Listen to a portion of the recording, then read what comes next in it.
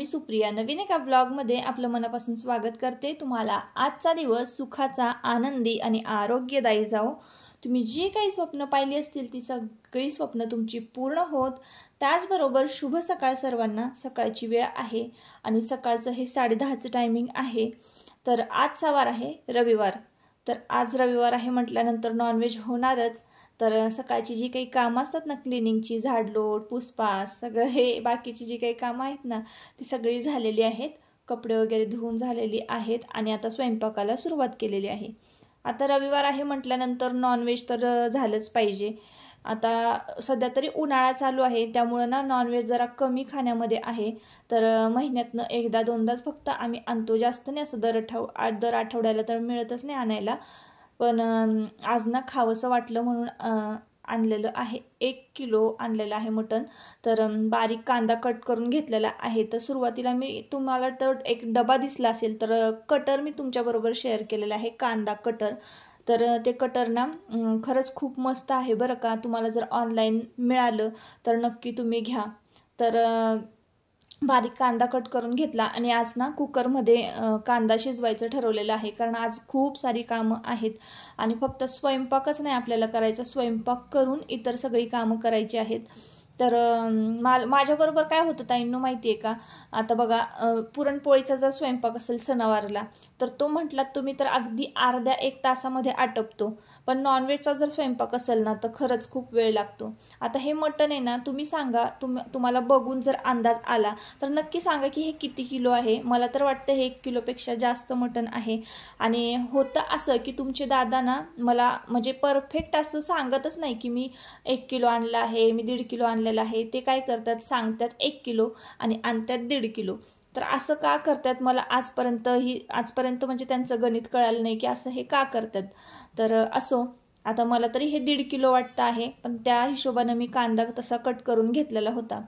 तर तुमच्याबरोबर ना आजच्या व्हिडिओमध्ये मी क्लिनिंग आणि कुकिंग कसं मॅनेज करावं आणि एक मस्त अशी आईस्क्रीमची रेसिपी शेअर करणार आहे। तर व्हिडिओ शेवटपर्यंत पहा। तर कांदा परतलेला आहे कुकरमध्ये, तेल घातलं आधी 2 चमचे, त्यानंतर मीडियम साईजचे 3 कांदे ना बारीक कट करून घेतले, तेलामध्ये भाजले, हळद घातली, त्यानंतर मटण घातलं आणि मटणावर मग मीठ घातलेलं आहे।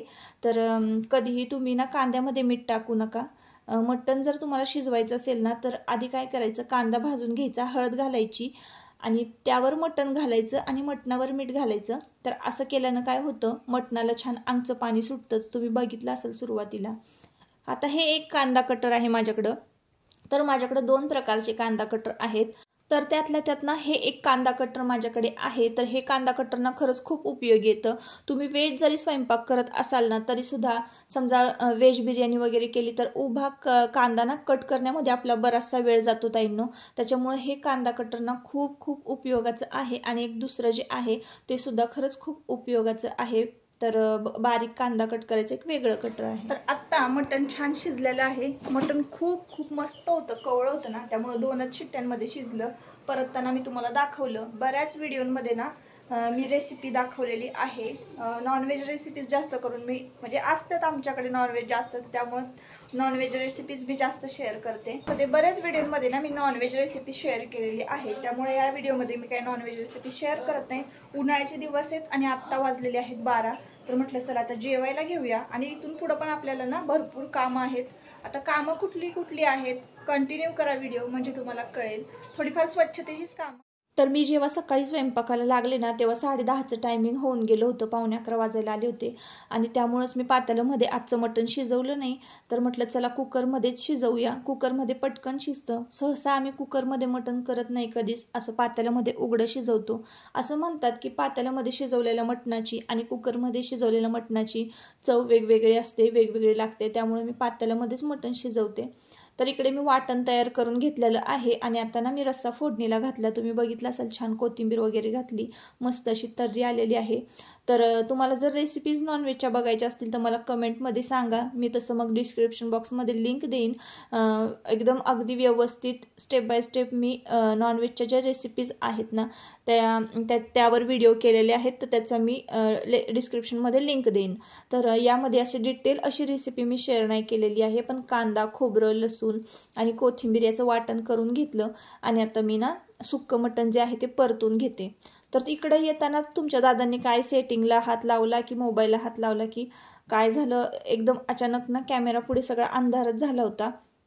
तर तो व्हिडिओ मला ना मग कट करावा लागला. सुक्कं मटण परतत होते त्या रेसिपीचा. तर असो, आता इकडे ना सुक्कं मटण परतून झालेलं आहे, रस्सा पण झालेला आहे छान. आता ना भाकरी टाकते पटपटपट. एका बाजूला भात शिजायला घातलेला आहे. तर आता भाकरी पण बघा माझ्या जवळजवळ होतच आलेल्या आहेत आणि 1-12:30 वाजेपर्यंत ना स्वयंपाक संपूर्ण झालेला होता. आता मटण वगैरे असलं ना की आम्ही काय करतो, सकाळचा नाश्ता करत नाही, कारण मटण पचायला जरा जड असतं. त्याच्यामुळं ना सकाळी नाश्ता नाही करत, फक्त चहाबरोबर थोडंसं काही जर असेल बिस्किट टोस्ट वगैरे तर खातो आणि मग पोटभर जेवतो. आता मटण ज्या दिवशी असेल ना त्या दिवशी 12:30-1 वाजता जेवायचं. शक्यतो त्याही आधी जेवलात ना तरी चालेल, कारण मग मटण पचायला थोडंसा वेळ लागतो. तर ही आजची मटण थाळी आहे बघा. छान अळणी सूप केलं होतं, रस्सा झाला, सुक्कं मटण केलं होतं, बीट कोशिंबीर केली होती, भाकरी, लिंबू असं होतं आजची थाळी. तर इकडं ना मी दूध अर्धा लिटर जे दूध आहे ते तापवून घेतलेलं आहे. अगदी साय आहे या दुधावर, म्हणजे आधी तापवलं होतं पण आता ना तापवायचं आहे. तर तुम्हाला मी इकडे दाखवते बघा स्वयंपाकाचा किती राडा झालेला आहे. ज्या दिवशी नॉनव्हेज असेल ना त्या दिवशी असाच राडा होतो ताईंनो. स्वयंपाकाच्या आधी पण भरपूर भांडी असतात आणि स्वयंपाक झाल्यानंतर पण भरपूर भांडी निघतात. आणि नॉनव्हेजची भांडी म्हटलं ना की मी गरम पाण्याने धुते, मगच मला ते छान वाटतं, जरा बरं वाटतं स्वच्छ असेल तर. त्यामुळे नॉनव्हेजची भांडी जास्त चिकट तेलकट असतात ना तर दुपारच्या वेळेलाच मी धुते. दुपारच्या वेळेला जरा नळाला गरम पाणी येतं, टाक्या ज्या आहेत टेरेसवरच्या त्यातलं पाणी जे आहे ना ते तापलेलं असतं, त्यामुळे नळाला गरम पाणी येतं ना, तर गरम पाण्यामध्येच बघा मी कट्टा वगैरे स्वच्छ धुवून घेतला आणि भांडी वगैरे घासून घेतली. आता इथं ना मी आईस्क्रीम करते. तर इटमीचं हे पॅकेट आहे आईस्क्रीमचं. तर मला म्हणजे कळालंच नाही नक्की, मी 2-3 वेळा याच्यावरची रेसिपी वाचली पण मला म्हणजे एक शंका होती की थंड दुधामध्ये ही पावडर मिक्स करायची की गरम दुधामध्ये ही पावडर मिक्स करायची. तर ही आईस्क्रीम पावडर आहे बरं का.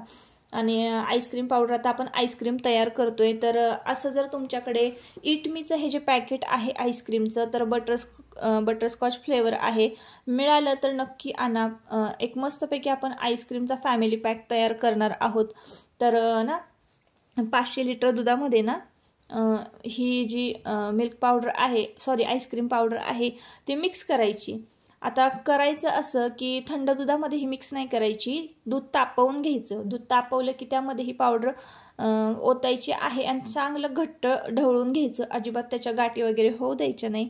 आणि पॅकेटवर रेसिपी दिलेली आहे त्याच पद्धतीनं आपण करायचं. 3 मिनटं आपल्याला ना हे उकळी येईपर्यंत कंटिन्यू हलवायचं आहे, एकसारखं हलवायचं आहे, ढवळत राहायचं आहे. आणि ढवळता ढवळता जेव्हा दुधाला उकळी फुटेल तेव्हा मग गॅस बंद करायचा आणि बरोबर 3च मिनटं हलवायचं आहे बरं का. त्यापेक्षा 1 मिनटं जास्त मी हलवलं होतं, कारण आतली पावडर जी आहे ती कच्ची वगैरे राहू नये आणि म्हणजे व्यवस्थित चांगल्या पद्धतीनं आईस्क्रीम तयार व्हावं म्हणून. आणि मग त्यानंतर पण मी बराच वेळ ढवळत हे जे मिश्रण आहे ते गार केलं होतं. थंड झाल्यानंतर मग एका टप्परवेअरच्या डब्यामध्ये ना हे मिश्रण ओतायचं आहे आणि एकदम व्यवस्थित असं पॅकबंद असा डबा म्हणजे पॅकबंद करायचा आहे आणि आपल्याला फ्रीजरमध्ये 3 तासासाठी सेट होण्यासाठी ठेवून द्यायचं आहे. तर अशा पद्धतीनं एकदम शॉर्टकट पद्धतीनं आपण फॅमिली पॅक जो आहे आईस्क्रीमचा, बटरस्कॉच आईस्क्रीम घरी तयार केलेला आहे. तर तुम्ही कुठल्या ब्रँडचं वापरता किंवा कुठल्या ब्रँडचं चांगलं आहे जर तुम्हाला माहिती असेल किंवा तुम्ही करत असाल तर नक्की कमेंट करून सांगा. मी तर पहिल्यांदाच हे आईस्क्रीम जे आहे ते ट्राय केलेलं आहे. उन्हाळा आला की आपल्याला असं काहीतरी खावंसं वाटतं, मग सतत आपण सरबत नाही करत घरामध्ये काहीतरी असं थोडंसं मिल्कशेक वगैरे बरेच फ्रूट ज्यूस करून पण झालेले आहेत आपले.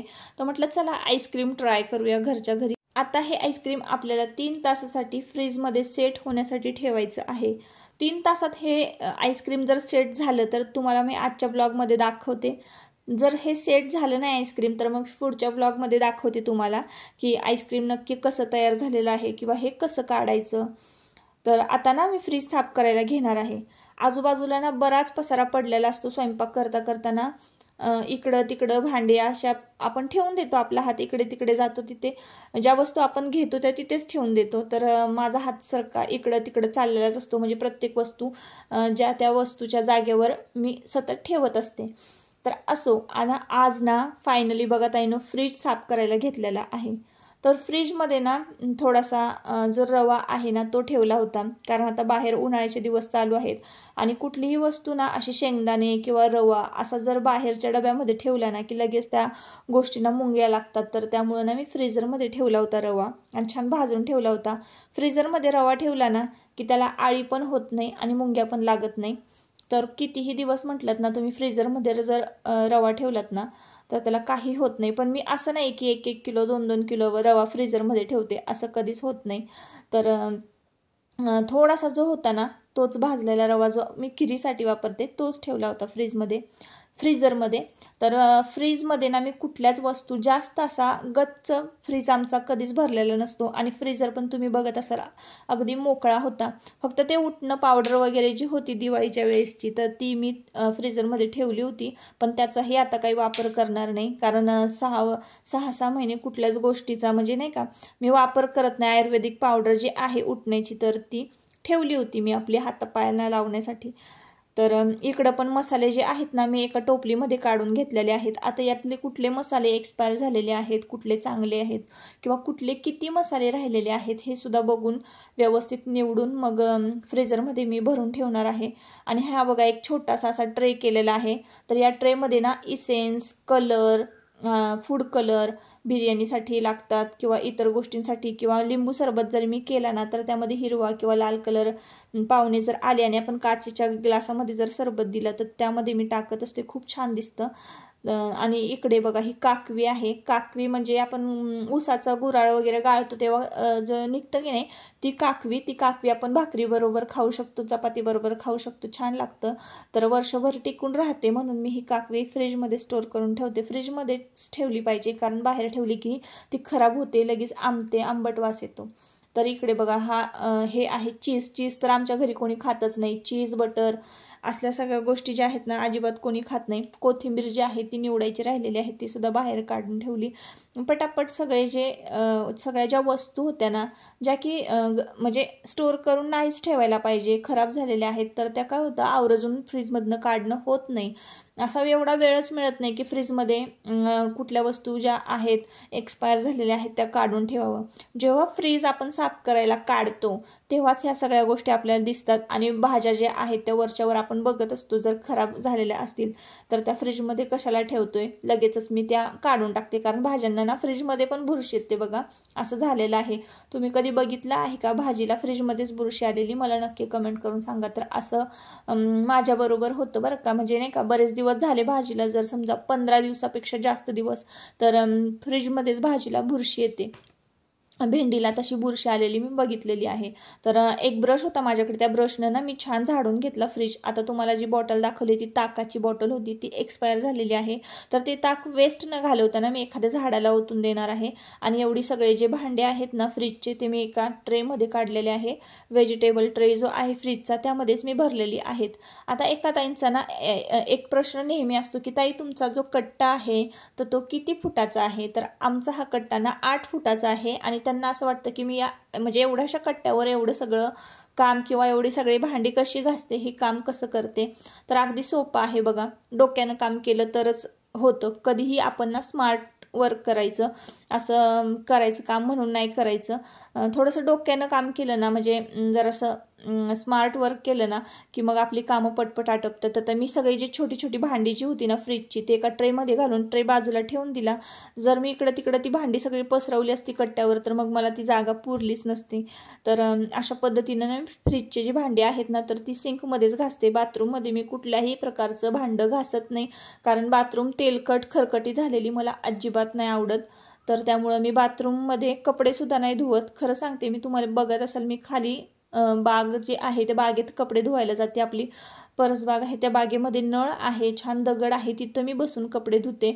आणि आता माझ्यासारखीच सगळ्यांना जागा मिळेल असं नाही, बाथरूममध्ये कपडे धुतलेत तरीही चालतं, पण मला जरा मोकळ्या जागेत आवडतं बसायला. आणि भांडी घासायला मी सिंकमध्येच, कितीही मोठं जरी भांडं असेल ना तरी मी ते सिंकमध्येच घासते. आणि त्याहीपेक्षा जर जास्त मोठं भांडं असेल ना तर मी सरळ गार्डनमध्ये घेऊन जाते, खाली परसबागेमध्ये नळ आहे तिथं घासते. तर असो, आता मी फ्रीज कसा साफ करते ताईंनो, तर खूप साध्या सोप्या पद्धतीने मी फ्रीज जो आहे तो साफ करते. कुठलंही लिक्विड वगैरे तयार करत नाही किंवा कुठलं काही, एकदम साधी सोपी पद्धत माझी जी आहे ती मी तुमच्याबरोबर शेअर करते. तर एका वाटीमध्ये ना विम लिक्विड घ्यायचं, एक चमचाभर मऊसूत अशी घासणी घ्यायची आणि थोडंसं पाणी टाकायचं आणि छान फेस होतो त्या लिक्विडचा. त्या लिक्विडनं सगळी भांडी जी आहेत ना फ्रीजची ती पटापट घासून घ्यायची, छान स्वच्छ नळाखाली खळखळ धुवायची. तर त्या विम लिक्विडचा वास पण येत नाही. आणि जर तुम्ही समजा साबणाने वगैरे भांडी घासली ना तर त्या भांड्यांचा वास येतो, मग ती भांडी पुसा, मग वाळवा, वास जाईपर्यंत तर एवढं सगळं व्याप करावं लागतं. म्हणून काय करायचं, विम लिक्विडनी भांडी जी आहेत फ्रीजची ती छान स्वच्छ करायची. आणि एक बेडशीट टाकली होती मी हॉलमध्ये आणि फॅन लावून दिला होता, तर त्या फॅनमध्ये ना भांडी जी आहेत ती छान स्वच्छ म्हणजे वाळतात पण आणि त्याचा वास पण येत नाही. आणि त्यानंतर ना मग एक साधं सुती कापड घेतलेलं आहे, थोडंसं ओलं करून घेतलं आणि एका भांड्यामध्ये ना थोडंसं मी डेटॉल जे आहे, डेटॉल लिक्विड टाकलेलं आहे, अगदी थोडं टाकलेलं आहे. कुठल्याही लिक्विडचा म्हणजे स्ट्रॉंग लिक्विडचा ना वापर नाही करायचा फ्रीज साफ करण्यासाठी, किंवा विम लिक्विडनी वगैरे पण फ्रीज नाही साफ करायचा, त्याचा वास राहतो फ्रीजमध्ये. आणि जर तुम्ही केलंच ना तर मग 2-3 वेळा तुम्हाला पुसून घ्यावं लागणार, ते परत परत पुसून घ्यावं लागणार जोवर वास जात नाही तोवर. तर मी काय करते, अगदी थोडं ना डेटॉल जे आहे ते पाण्यामध्ये टाकते आणि त्या पाण्यानं छान फ्रीज स्वच्छ पुसून घेते. म्हणजे ह्यानं होतं काय की आपला एखादा पदार्थ आपण फ्रीजमध्ये सांडलेला असेल किंवा बुरशी आलेली असेल किंवा खराब झालेला असेल तर त्याचा वास जो असतो ना तो सुद्धा निघून जातो आणि फ्रीजमधली आतली जी बाजू आहे ना ती पूर्णपणे निर्जंतू होते. तर एकदम साध्या सोप्या पद्धतीनं ताईंनो मी फ्रीज साफ करते. तर तेच कापड जे आहे ते मी पुन्हा पुन्हा विसळून घेते आणि आतली बाहेरची बाजू जी आहे ती पुसून घेते. आता इकडे भांडे छान स्वच्छ वाळलेले आहे आणि एक 15 ते 20 मिनिटं आधी मी फ्रीज चालू करून ठेवला होता, जेणेकरून फ्रीजचं कूलिंग चालू व्हावं. फ्रीजचं कूलिंग व्हायला ना खूप वेळ लागतो, म्हणून 10-15 मिनिटांना मी आधीच फ्रीज चालू करून घेतलं होता. फ्रीज छान कूलिंग झाल्यानंतर भांडी जी आहेत ती मी आत व्यवस्थित रचून ठेवलेली आहेत, व्यवस्थित लावून ठेवलेली आहेत. आता ही सगळी कामं आटपताना संध्याकाळ झाली होती आणि फ्रीजची जी काही भांडी घासलेली होती ना ती इथंच वाळत घातली होती. त्याचं पाणी वगैरे पडलेलं होतं, आजूबाजूला भरपूर पसारा होता, पेन, पुस्तकं, इतर काही वस्तू इकडे तिकडे पडल्या होत्या, त्या सगळ्या आवरल्या, लोटून घेतलं आणि आता स्वच्छ अशी लादी पुसून घेते. थोड्याच वेळात दिवाबत्तीसुद्धा करायची आहे, पण त्याआधी ना चहा घेते. तर इकडं ना सासूबाई इव्हनिंग वॉकला गेल्या होत्या ना, आता लादी पुसली तर त्या किचनपर्यंत येऊ नाही शकत, त्याच्यामुळं ना छान असं म्हटलं आता चहा उकळवावा आणि आता दोघीही बसून निवांत असा चहा घेणार आहे. कारण घर असं स्वच्छ असेल ना तर बसून चहा पिण्याची मजाच काही वेगळी असते. तर काम करून झाल्यानंतर ना सतत असं वाटतं की थंडगार पाणी प्यावं आणि चहा पिण्याआधी ना मला सवय आहे की 1 ग्लासभर पाणी प्यायचं आणि मगच चहा प्यायचा. तर असं ताईंनो, आता आजच्या व्हिडिओचा शेवट मी इथंच करते. आजचा व्हिडिओ खूप साधा होता, सिंपल होता आणि आजचं क्लिनिंग आणि कुकिंग मी तुमच्याबरोबर शेअर केलं. आजचा व्हिडिओ तुम्हाला आवडला का नक्की कमेंट करून सांगा. जर आवडला असेल तर नक्की आपल्या चॅनलला सबस्क्राईब करा आणि व्हिडिओला एक लाईक करा. परत पुन्हा भेटूया नवीन एका व्हिडिओमध्ये. तोपर्यंत स्वतःची काळजी घ्या आणि मजेत राहा. Bye bye.